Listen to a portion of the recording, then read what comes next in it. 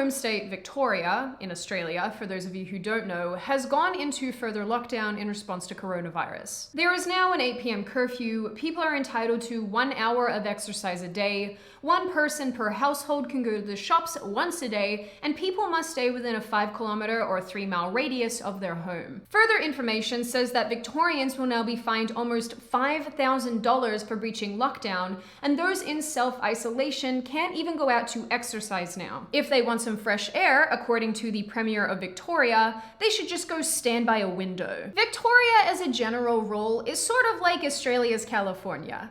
We just wish that someone would build a big wall around it and keep its stupidity from infecting the rest of the country. And I say this as a Victorian. But something that's really bothered me lately is seeing Americans respond favorably to what Victoria is currently doing, even going as far as to say that Australia's response is much better than America's. No. For whatever reason, some Americans like to emulate Australia's approach to particular issues. Like guns, for example. Anytime the gun debate comes up in America, people like to point to Australia as what America should be doing in response to the issue. Also, no. Mostly, people just fail to realize that Australia's relationship to guns is totally different.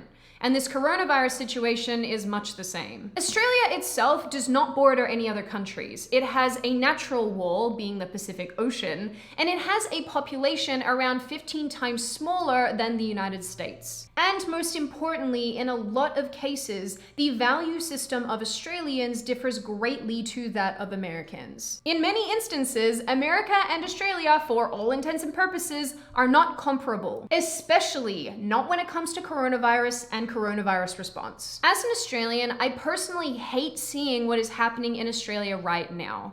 I am so disappointed by the response of not only the federal government, but the state governments too. And it makes me even more sad and disappointed seeing so many Australians defending the complete destruction of their freedoms for a perceived sense of security. Australia's psycho and heavy-handed approach has been draconian at best, but seeing Americans defending that is really concerning. Australian police are currently stepping up their random house calls to make sure people are social distancing, neighbors are turning each other in, politicians and police are prohibiting people from crossing state lines, people are being forced into hotels or into their apartment buildings to quarantine, which has been so improperly managed. Police are being used as attack dogs for politicians who would rather give themselves pay rises than address coronavirus in a useful, non-authoritarian way. And seeing as we're here, let me remind you that Victoria has had fewer than 300 deaths.